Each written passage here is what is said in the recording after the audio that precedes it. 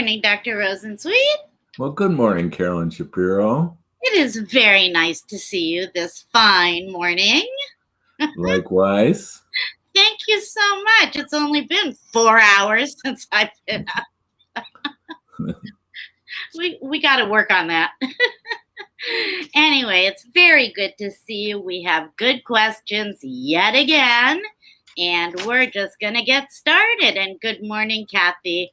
And I'm going to say a good morning to everybody, sort of prematurely, but good morning.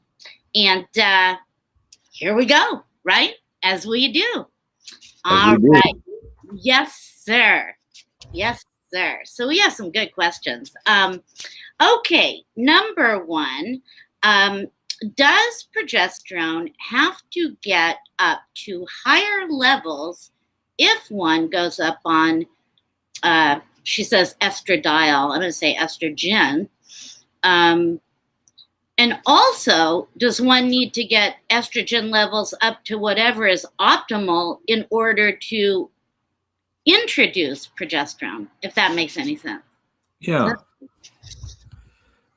You know, so many of the questions that come in are framed expressing that they're using methods that are not my favorite.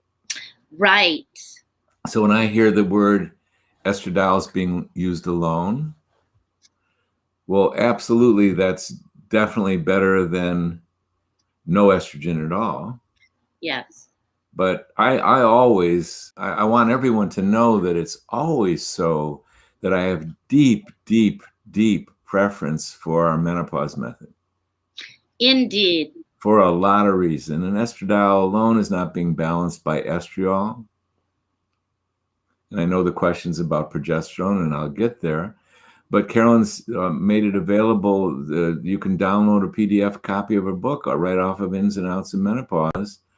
And there is where I describe what I think really matters. The field of menopause has been treating women has been stunted because of an elephant that jumped into the room called the Women's Health Initiative. Everyone got scared. Specialization did not occur. There's a lot of wild things going on out there. If estradiol was the only tool I had, okay, that's better than no estrogen at all. But it's very far from my preference. And yeah. I want to keep leaning into what I think is great medicine. Why not do great medicine? These hormones are powerful, and getting them right really matters. Women vary enormously individual to individual. So getting the right hormones to begin with, in the world of estrogen, that's biased. We start off with 4 times as much estriol as we do estradiol. There's reasons for that. We explain that in the book. Yes, and it's important. So, and I don't want those of you who are doing these earlier methods, because these earlier methods began a long time ago, estradiol alone, or estradiol with progesterone. I don't want to discourage you. I don't want you to feel bad that that's what you've done. You're certainly going to fare better than women around on no hormones at all. Absolutely. Right. I mean, for decades, let's just go to 2002. There was 18 million American women on hormones. And that was 40% of American women in menopause were on hormones. And they were on Premarin, horse urine-derived estrogens, and Prempro. And you know what? They did a lot better. And they had they had a reduced incidence of breast cancer, heart attack, and stroke than women who were not being treated with Premarin and Prempro. I have to interrupt you. Can you repeat that one more time, please? Yes, the women who were on Premarin and Prempro, often for decades, because that was the prevailing treatment for women in menopause, they were at less risk for breast cancer, heart attack, and stroke than women who are not on hormones. Thank you. And switching to estradiol alone, I thought that was an upgrade, but things have come a long, long way, and copying nature as a phrase was introduced by a dear friend of mine and a pioneer in the world of treating women in menopause, Jonathan Wright, copying nature, introducing estriol into the treatment of women, bioidentical estriol, bioidentical estradiol, introducing that in the 1980s. And why did he introduce estriol into combination with estradiol?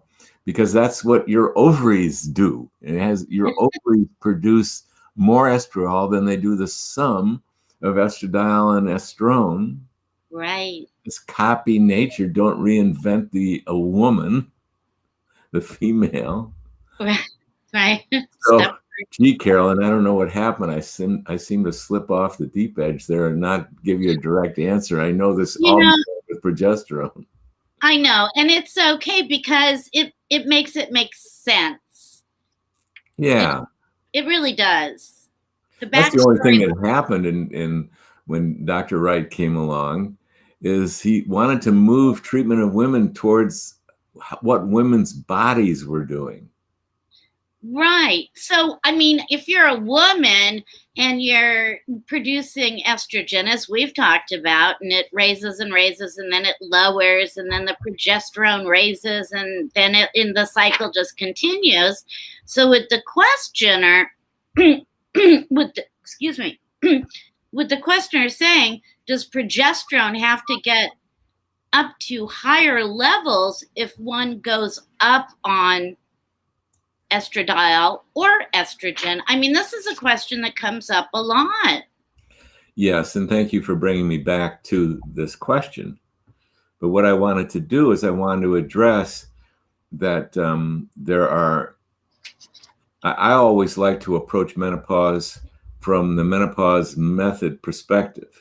Okay, of course. Because I must say I'm not super comfortable answering people's questions when they're doing other methods that I don't really think are the optimal. I'm not trying to scare you. Like I say, estradiol or even Premarin is better than no estrogen at all. Fantastic. But I'll honor what you're wanting me to do, Carolyn, which is answer the damn question, would you please? I think it's just a matter of balance, really. Because what happens in menopause is the ovaries stop producing their wonderful hormones, and estrogen's not the only one. Progesterone, my God, a young woman puts out 100 times more progesterone each month than she does estrogen. So your questioner is asking, what about the progesterone? And of course, your ovaries also put out testosterone and DHEA, but I won't go there. I'll go back to the progesterone. Okay. Women vary enormously as to how much of each of these hormones they produce, what their individual balance is. Some women are estrogen rich. You can, in the book, we describe how you can even tell by body type. So some women, they produce relatively more estrogen than they do progesterone in balance. I'm just talking about balance. I'm not talking about amount. Other women are progesterone rich. These women tend to be tall, thin, not as curvy, smaller breasted. So the internal balance between estrogen and progesterone varies woman to woman. So because of that, we work with biased for the estrogen and progesterone as independent variables. We determine them independently. So yes, we always want to have sufficient progesterone to balance the estrogen, because if we don't, if a woman has a uterus and we're giving her relatively more estrogen than as nature did,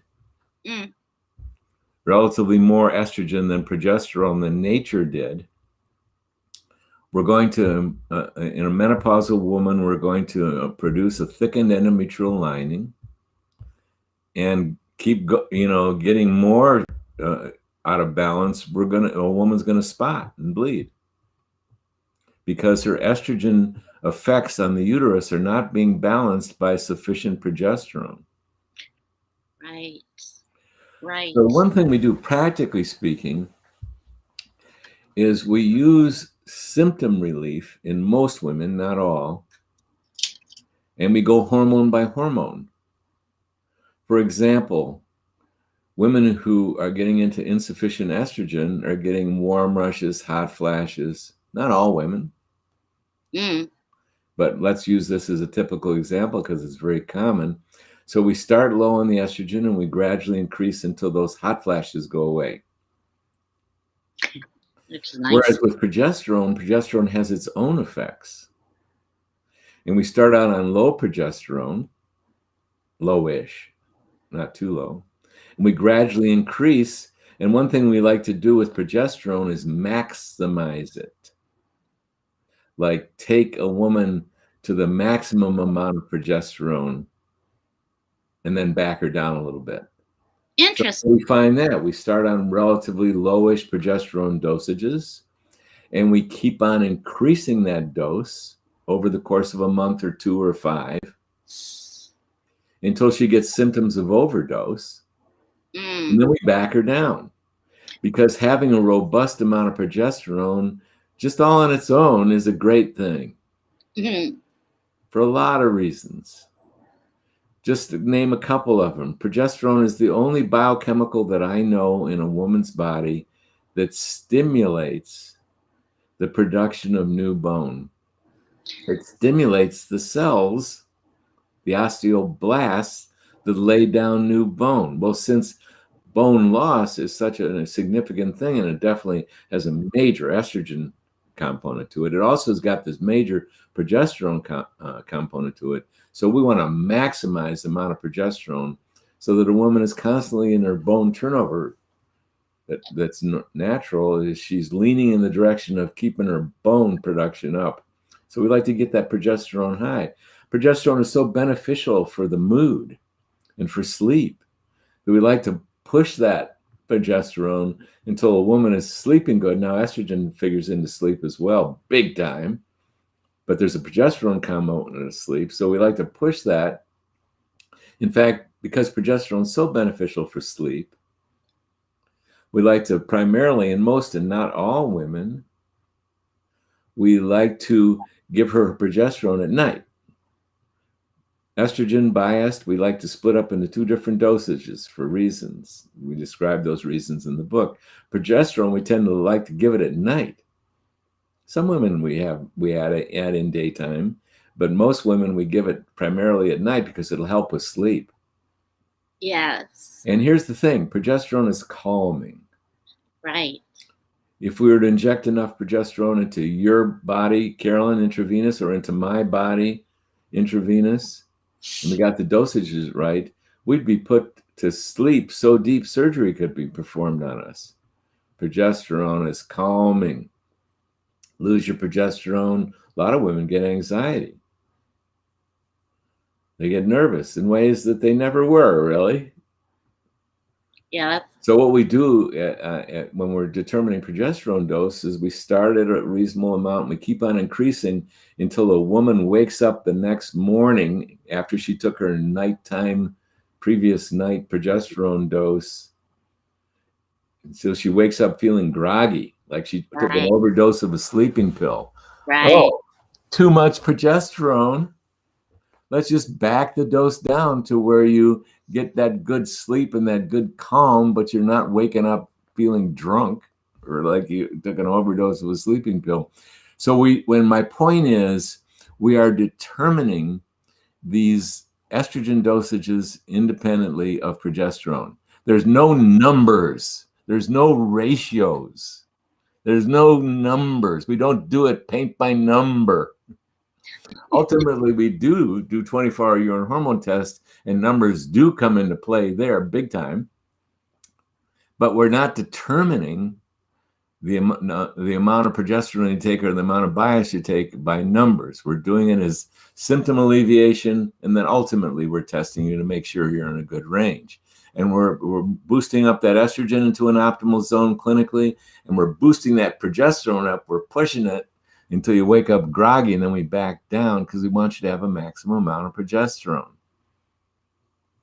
That's going to protect your endometrium, the lining of your uterus. That's going to protect your bones. It's going to help you with your mood, with your sleep. That's how we do it. So really then it becomes a matter of balance, right? Yes, it does. And it becomes woman to woman. Right, because everybody's so individual and different. And we can administer too much progesterone. You're mentioning the word balance because you know what can happen if you give too much progesterone with relationship to estrogen. You can dilute the effects of estrogen. You can push estrogen right out of its own receptor sites. Right. So you got to get this right. Right. Which brings me to a segue that I've been wanting to talk about. Okay. Uh-oh. Uh-oh. Women, menopause and how menopause appears on the internet is unlike most every single other specialty in menopause, in medicine. True enough. There's tremendous number of women going to the internet, going to Facebook, it's into other resources. And there's a lot of technical questions coming up. And to me, it's a reflection that this field is just not as well developed as orthopedic surgery, for example. Well, there's not these hundreds of blogs on orthopedic surgery because it's settled law. That's good. And that's about in every other medical specialty that there is. There's a basic standard of care. The knowledge base is extensive in every one of them. The training of the providers is extensive. You got these specialties, these physicians and nurse practitioners are doing years of residency, specializing, getting mentored. Not so in menopause. So women reach out for care, and a lot of women don't get the kind of care that is helpful. So you all figure like you got to better figure it out and technically yourself. And although I salute you for that, I want to take us back to the basics. If you encounter, and this is your primary job, a healthcare provider that really loves these hormones, really has decided to specialize in them, really has hunkered down and has taken on these powerful biochemicals called hormones and menopause and really wants to get it right. It wasn't until I started specializing in menopause that I started to really learn what these are about, because you don't know what you don't know, right? Right. And what I'd like to, the overview I wanted to just emphasize today is men and women midlife get diminished powerful hormones, testicular in men, ovarian in women. And the consequences of these low hormones are humongous, ginormous. We need these hormones. Well, we didn't need them for the last 200,000 years, mostly because there was no such thing as menopause and andropause. People didn't live that long. Yeah, right, to know. But now we are. And when we lose these hormones, the consequences are just phenomenal. There's very, very, very few exceptions of men and women that are doing well in their 90s or their 80s. And a lot of them are in nursing homes and assisted living facilities, and primarily because of loss of these crucial hormones. Right. And so what I really want to encourage everyone to do, and of course you're on this Facebook Live because this is an interest of all of yours, is when these hormones are replenished properly, it's life-changing.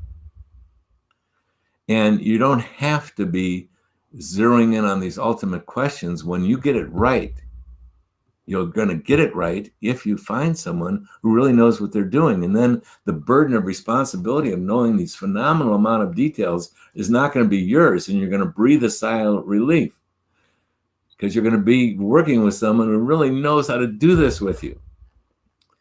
And I do want to say that your search, your quest is so important. I really salute every one of you that is on the search for getting these ovarian hormones right, because it matters so greatly. And how are you going to know? You're going to feel great. You're going to go, oh my God, I'm myself again.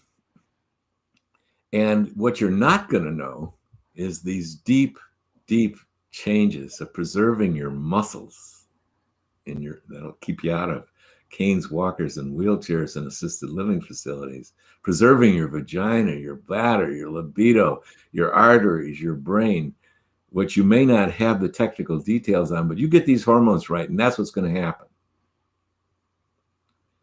And for those of you who wonder about it, if you want to see the poster woman for all this, it's Dr. Lindsay Berkson. Tune into her information and just look at her and look at how alive she is and what else she's got for her.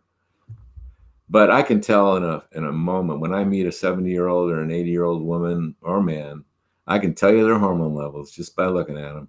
I can tell you whether they're on hormones or whether they're not on hormones.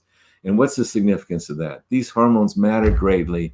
Get them right. But in order to get them right, it's sad to me that you have to figure out these details and these technical questions come up. They all lead me to one thing. Find someone who knows what they're doing. You'll get relief. They'll do it with you. And you'll get it right, and you'll have it right for decades and decades and decades. So I just want to say, hang in there. You're on the right track. Get it right. Join the menopause method. You know, in all non-humility and non-humbleness, we're definitely the top of the mountain in my non-prejudiced opinion. Oh, yes, one could say prejudiced opinion. Connect with us in the menopause method. I spend most of my time training and mentoring, just like a residency, except it's virtual. Healthcare providers, physicians, nurse practitioners, prescribing compounding pharmacists that want to be absolute experts at this. That's what we do, and that's what you need. Because all the technical questions you're coming up with, they exist. They are important. And we have the solutions for those, but I think I've said enough. I think the main thing I want to say is you're on the right track, and you can get this right. And once you get it right, yeah, you'll be adjusting it all your life, but once you get this right, you're going to be so grateful. So you're on the right track. Keep going. Get it right. You know, we had this one woman said, "Oh my God, I want that. It made me cry when you said, feel like yourself again." Yeah. And I remember saying that to you a few years back, and I'm sorry about this animal behind me. Please, it's fine. It's fine. Thank you. Your cat has a major interest in menopause. I'm surrendering. You have no idea. It's the weirdest thing, because sleeping they were until your voice came up. So thank you for that, because it's a huge burden to have taken off of us, to have someone who really knows well what he or she is doing and helps us, and we are able to feel like ourselves again. Oh my God, there's nothing like it. And so this woman goes on to say, when testing with blood, does one see what the actual levels are of both compared to testing with urine? And why is it that doctors cannot just go by symptoms only? And I'm asking that for a reason. And you know why I'm asking that, right? Good question. Yep. Blood levels are good for 1,000 things. I love blood testing. I do a tremendous amount of it, and I have for 50 years. However, it's not that useful with hormones. For example, in testing a young woman who's not being treated with hormones, if she's having perfectly regular periods and we test her on the 3rd week, we're going to learn a lot. But are we? For one thing, these women aren't showing up at laboratories to get their hormone levels tested because they don't need to, because they're doing fine.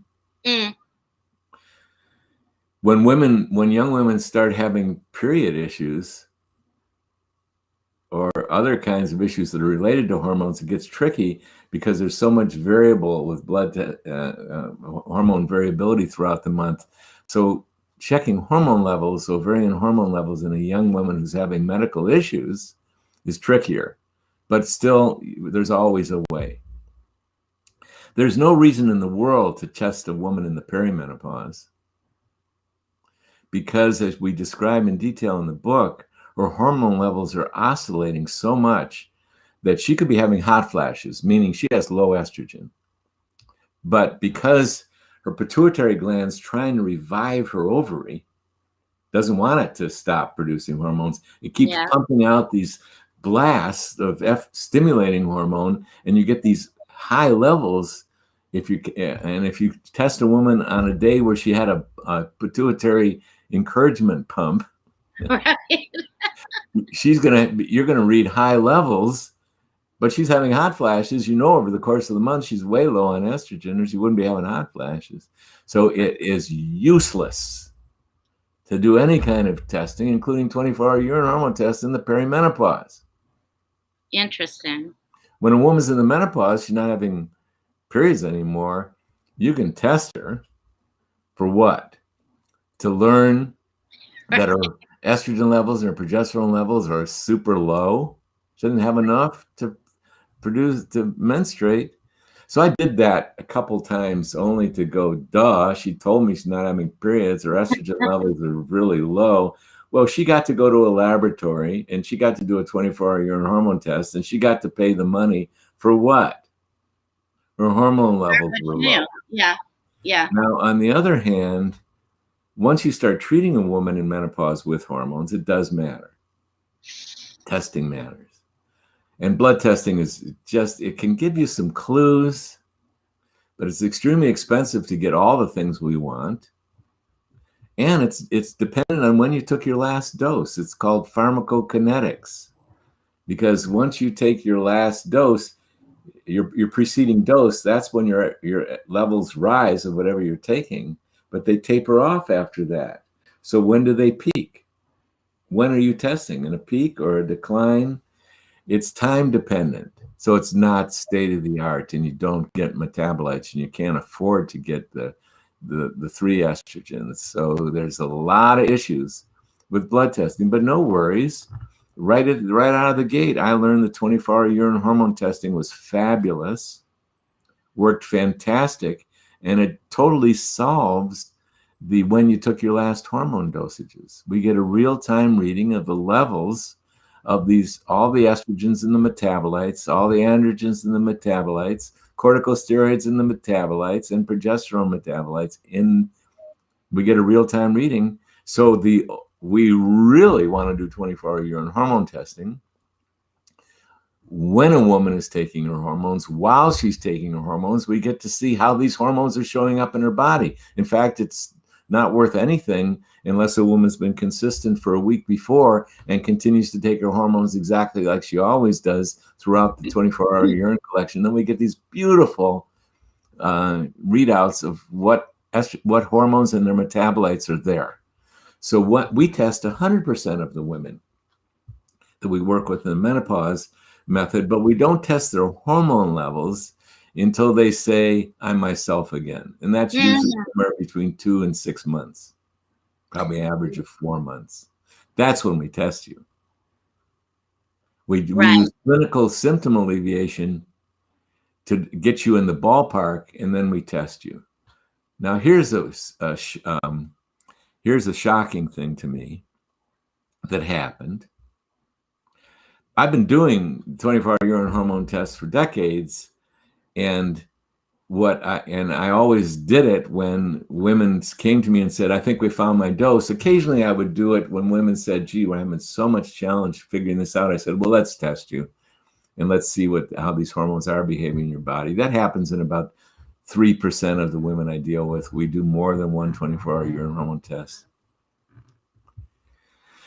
But I used to teach at these very large functional medicine conferences. And before every year that I'd go in to teach, I'd like to say, what have I learned new?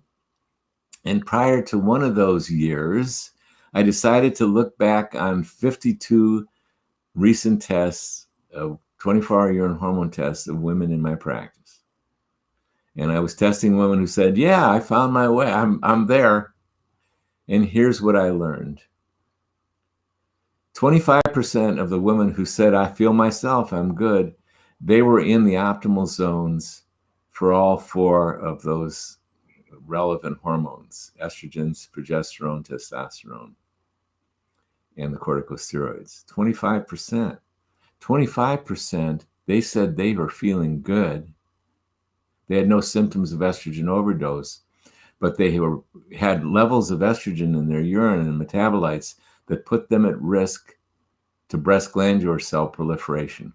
I didn't say breast cancer, I said breast glandular cell proliferation. Just like young women have breast glandular cell proliferation once a month. In other words, they were on excessive estrogen levels, even though they felt good. Even though they didn't have symptoms of estrogen overdose, they didn't have breast tenderness and nipple tenderness, for example, or water retention, or the several other symptoms. They said they feel good, and they were on dosages that for the long haul, because we're thinking, I mean, optimally, once you start treating, you never stop. You can stop.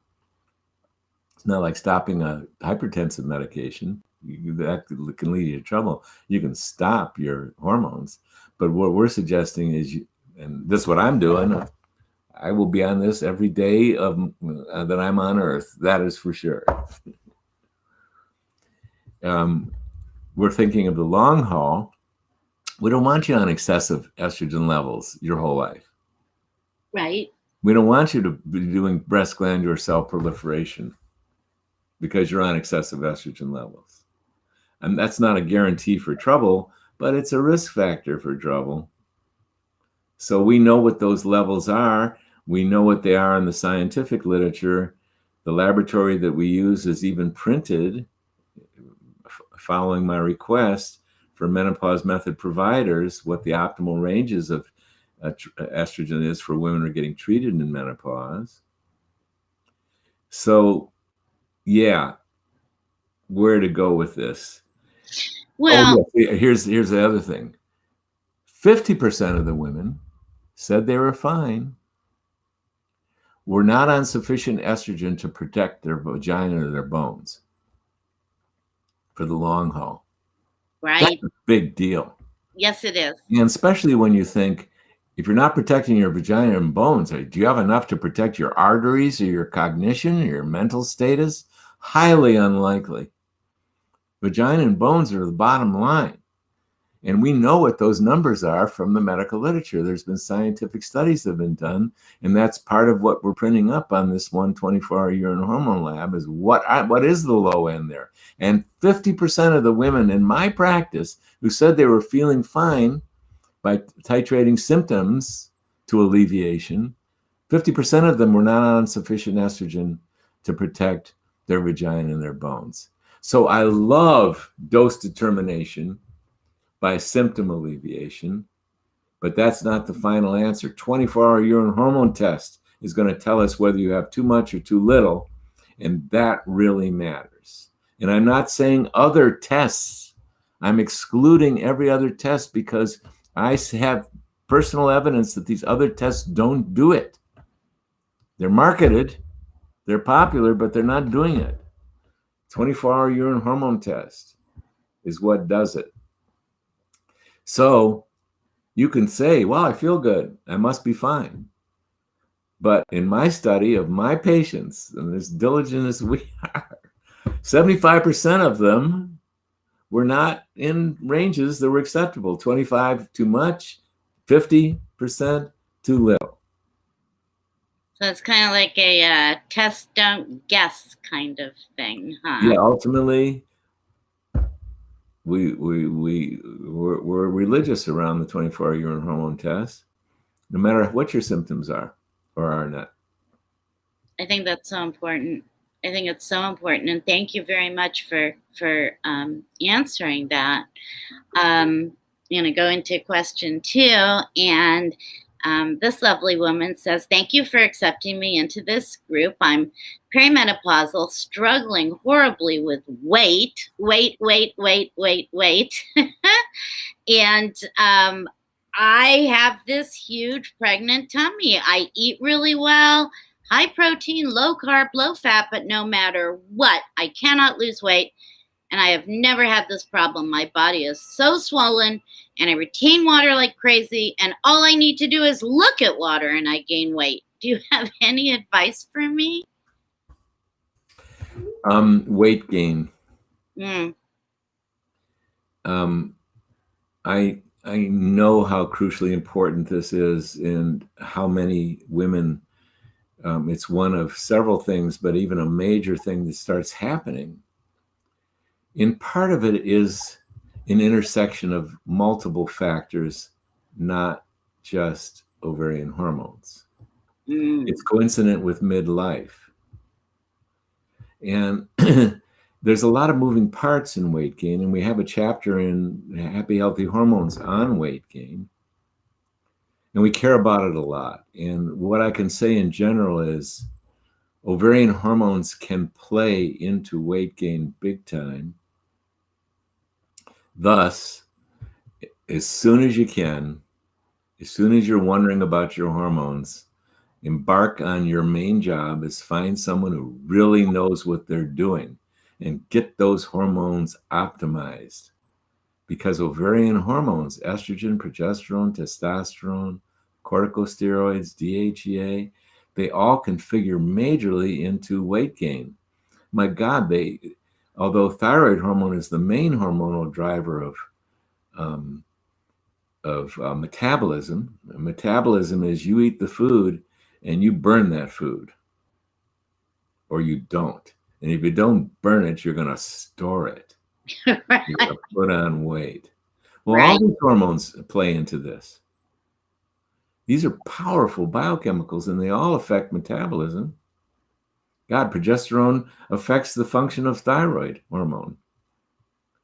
In order to, so the knee bone's connected to the thigh bone in every way, and also hormonally.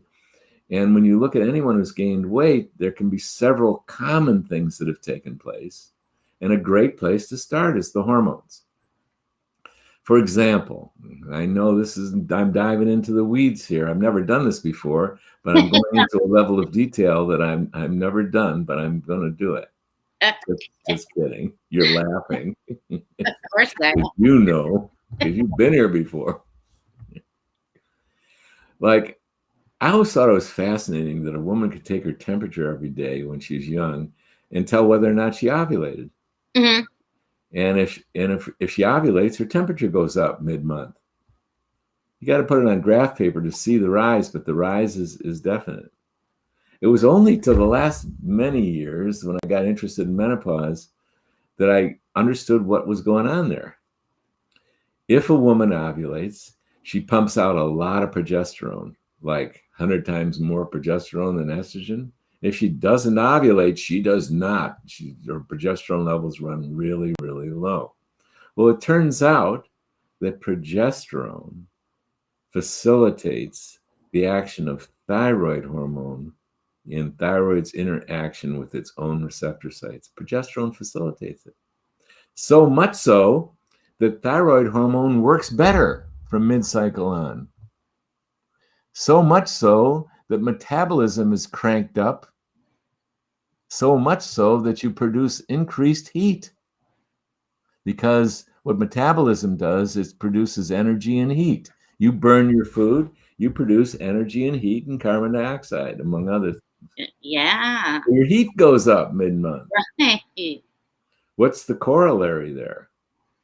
That if you don't have progesterone, you don't produce increased heat. Right. So you don't get that boost in metabolism. Is that consequential? Here's where it gets consequential as far as weight goes. Women tend to decline in their progesterone earlier and deeper than they do estrogen. A woman can have significantly declined progesterone in her early 30s. Get decline of progesterone, you're not getting the bang out of the thyroid buck. Thus, you're not running a hot enough metabolism. Well, you got so many other good things going for you when you're young, but start cruising into midlife, and you're not getting adequate metabolism, and gradually, molecule by molecule, you start putting on weight. But you don't see it at first. The metabolism slows down. It's not as obvious, but then it becomes obvious. But there's other things that factor in too. Stress hormones. When you meet up with a saber-toothed tiger or a bank balance that's scary, or a multitude of things, you behave as if a saber-toothed tiger just jumped into your living room.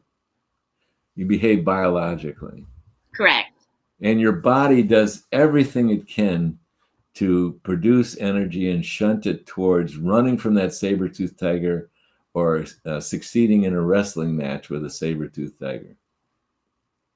So it shifts the energy away from everything it can towards fight or flight. Right. And it uses the most powerful chemicals you've got in your body to do it. It uses, at the vanguard of the stress response is adrenaline and cortisol. And man, does it energize you. And it shifts energy away from optional systems. Like the sexual system, when you're facing a saber-toothed tiger, your need for sexual energy and sexual production, it disappears. It's not a priority. Oh, here's another thing it shunts energy away from. Your immune system. Our immune systems require a tremendous amount of energy, so they're sitting there like a bank account with a lot of energy, and your body shifts energy away. Oh no. Oh God, don't tell me you froze now. No way. Oh, doctor. Yay, you're back. So the cortisol levels do many things. The extreme elevations of the cortisol steroids do many things. One of them is they suppress the immune system. Another thing is they raise the blood glucose. Oh man, rocket fuel for muscles and brain. Another thing they do is you eventually develop insulin resistance when you're raising that cortisol over and over again. Uh-oh. Yeah. Insulin resistance, recipe for weight gain. So you've got a lot of converging factors. You've got a lifetime of stress that has stretched out that whole insulin glucose regulating mechanism big time. It raises your triglycerides, it raises your cholesterol, because they're all part of that insulin glucose regulating mechanism. So it's not just the loss of progesterone leading to less thyroid function, leading to less metabolism. It's the developing of insulin resistance. And when you're 20, you could gobble the donuts, and you take a donut on at the age of 45, you're putting your tummy at risk. Yes. And a lot of that tummy stuff, they used to call it beer belly. It ain't beer belly. It's cortisol belly. Cortisol belly. That's where you tend to put on the weight when you're getting insulin resistance from excessive levels of cortisol. Oh, man. So if you're swimming in, oh my God, what is this weight about? It's got a lot of moving parts. Here's what I suggest. Get those ovarian hormones back on track, balanced beautifully and adequate. Get that thyroid hormone addressed. In the menopause method, we're not only teaching and mentoring our physicians and nurse practitioners and prescribing compounding pharmacists in ovarian hormones, we also assure that they're going to become expert in thyroid hormone. Because less than thyroid hormone, not thyroid disease, but less than thyroid hormone is so common in midlife. And here we're talking about weight issues. And then venturing into the world of diet and getting diet right, that's crucial too. But we're bringing on health coaches, we're bringing on nutritionists to assist our menopause method members with this. We're bringing on exercise folks. They all matter. So a weight loss program has got a lot of moving parts. And it's like everything else. You take on one of the moving parts. The part I recommend for perimenopausal woman is here's what you take on. You reach out until you find a healthcare professional that has taken this on as a specialty, and really knows what they're doing, and to where you breathe a sigh of relief and you go, oh my God, I don't have to figure this out myself. I have a lot of trust and enjoyment in going on a menopause hormone restoration replenishing project with this healthcare provider that I have found. That's my job. I did my job. I had to go from one to the other until I found her or I found him, and now I have. And together we're going to figure out my ovarian hormones and get them right. And I love to give a plug for the menopause method. Become a member. You're going to be dealing with people who've taken this on as a specialty. Have a lot of passion. And so there's other moving parts to the weight gain. And if we don't assist you directly with our team, we'll describe to you what things that you need to do, because in the process of investigating you, we get to see, and through the laboratory testing we do, we get to see, oh, you're concerned about weight? Well, we're going to have to look at this insulin resistance thing here. We're going to have to look at your diet. We're going to have to look at your exercise program. And that's what we do. That's because we know how much this matters. And so we go for where things matter. Oh, absolutely. So it's a simple question in a way, but it's a question that is revealing a lot of duress. And oops, are we frozen, Carolyn? No, we're good. Okay, good. It's a question that is showing a lot of duress, and there are millions of women who have this exact same issue. And there's a lot of parts to pay attention to, and a lot of women are succeeding at this. Certainly it's stabilizing that weight gain, stopping it. And then in many instances, losing the weight, getting to where you're happy, where you're going, hey, good enough. Absolutely. Yeah, because the questioner presented very upset. Yeah, and she's not alone. And that's part of what we care a lot about, is getting the things right to see if we can stop that weight gain, and then even support you to the extent that you are losing weight and getting into a reasonable zone. Yes. There's another philosophical point here. So sorry to say, I loved my 20-year-old body and my 30-year-old body and my 40-year-old body. Oh my God. I had cared about my health for a long time, and man, if I didn't go for a run during the day, I didn't feel right. I like to run just because I felt totally inspired to do it. And there's something about life on Earth where we go through these transitions, and I know people want to be young forever and youthful forever, but there's other natural events that put us face to face with our mortality and put us face to face with natural aging. And I'm not a fan of anti-aging. I am a tremendous fan of staying healthy and alive and as vital as we can to the day we leave Earth. But our egos get challenged. Mm-hmm. And for those of us who want to look like we did when we were 25, ain't going to happen. So I also think there's a lot to be said for adjusting to and accepting to the elderly. And the only thing to aging. And here's there's so many things that could be said here, so I don't want to get too deep into the philosophy. But I want to tell you what I saw as a young man in my 20s. And it didn't happen to me until I went to hitchhike around Europe at the age of 19 and 20. And I did a lot of it. And I saw something in European women that I hadn't seen in America, or maybe it was the first time I woke up, that the most beautiful a woman could be, it turned out it wasn't the young women to my 20-year-old view. It was the women who were in their 30s, 40s, 50s, 60s, and occasionally you'd run across a woman in her 70s that I'd see beauty.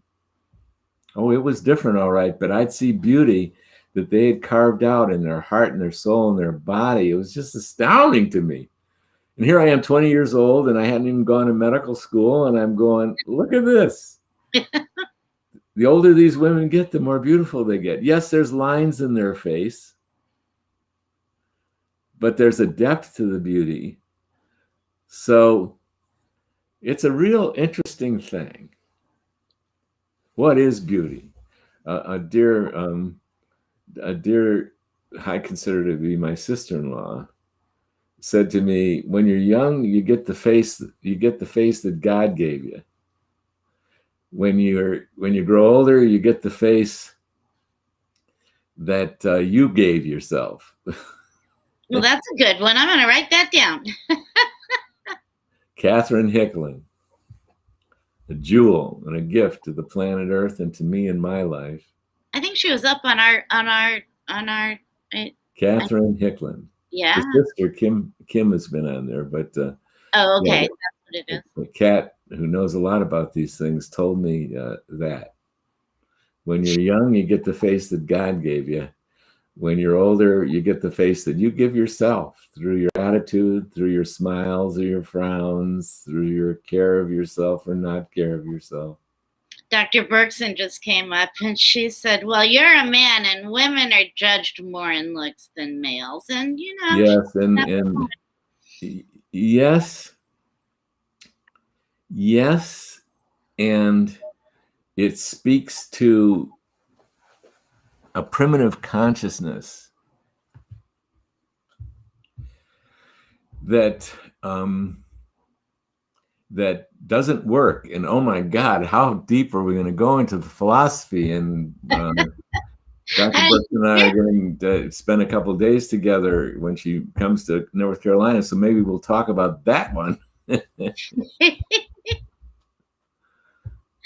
I can tell you, as a man in my 70s, it's imperative for me, and I've tried it differently, that I have dated women when I was dating that were in their 70s. I really needed the younger women, lovely, fine, you know, many features, but didn't work. So when I was out there doing that, I eventually learned, look at that. I need to date in these dating websites women who are in their 70s because I'm in my 70s. So that's what works. So it's a very interesting topic. It is. And then it gets into, you know, I mean, we can bring it all back around and we're approaching the bewitching hour, but the change of life, I mean, which is what menopause is. And I've heard, you know. You've heard there's merit to that term. I have, and I've experienced it, to be honest with you. Yeah.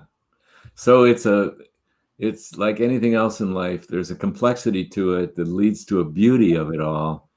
And it all calls for surrender. Do the best we can and surrender to what is and get present. And all these other things melt away.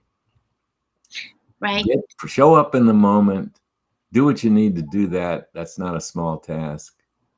And life is so phenomenal that these other subjects and what matters, they melt away when the laughter and the love and the fun is happening and what it takes to really connect to somebody.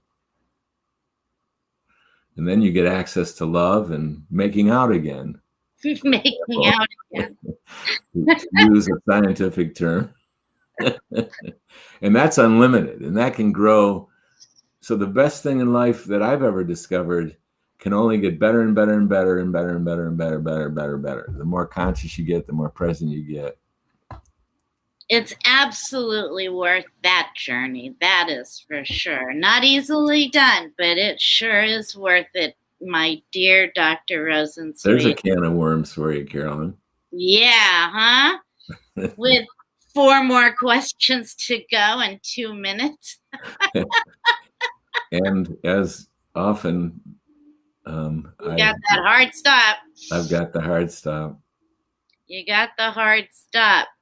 So, you know, I'm sort of speechless because the questions are really important, but I believe that our audience has really enjoyed this interview. I really do. Good. Yeah, because we can ask these questions again, Yes. and we will. There's one that I do want to close out with because I feel badly for this woman. She's in her 70s. Her doctors are all saying, no hormones for you. Too old, too dangerous, no. And I she's see why you want to answer that one. You want an answer for that one. bet. And let me say that we're treating, I'm going to cut to the chase on this one, and maybe we could lead off with this on Tuesday. We can. Yes, we're a little more careful in evaluating women and doing what we need to do in their 70s, but I started treating my mother-in-law and my mother in their late 80s, and to their advantage. And so I'm going to disagree, and yet your doctor is raising some issues that need attention, but they're not big deal to address those issues. And so I'm going to respectfully disagree and say we recommend treating women of all ages in menopause. Now, your mother was 80. Am I correct? A mother-in-law was... They were in their mid-80s. Got it. So, and there's some special evaluations that are needed, and a lot of times there isn't. Right. This woman says she's a very young 70, but because of this hormone thing, she's feeling like she's 100. 70s, piece of cake. And if there's any special evaluations that we need to do, and there's reasons for those evaluations, we do them, but they're not that big of a deal. I'm going to lead out with this question. That's great. That'll be perfect. Yeah, definitely. I think it's a big deal. I think there are a lot of women in that age range that are being told the same thing.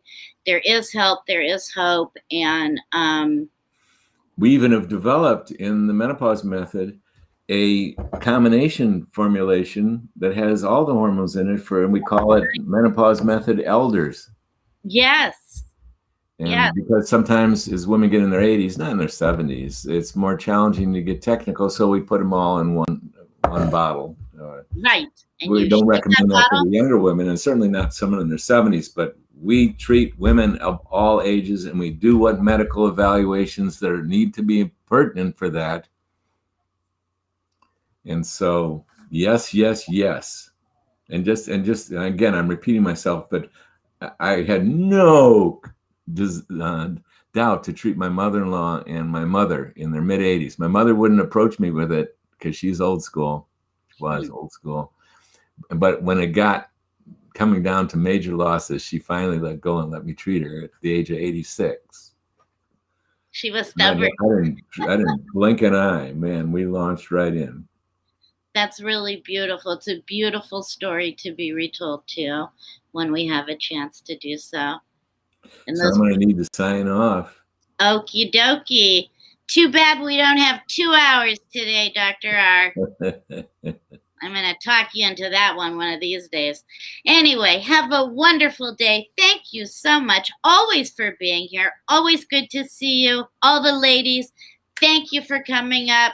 Even the men that don't say anything, I know you're there. And thank you to me, because I'm doing this too. And to my cats, I suppose, that just refuse to stay put. Let's say yes to your cats. They have special interest in menopause, obviously. I gotta tell you, it's the weirdest thing. I've never seen anything like it. Nevertheless, God bless for everybody. A fabulous day, and we will talk again really soon. Yes. Thanks, Carolyn. Thanks for all your love and your enthusiasm and your passion for this. It's really remarkable and very enjoyable. So thank you so much. Thank you. It's all good.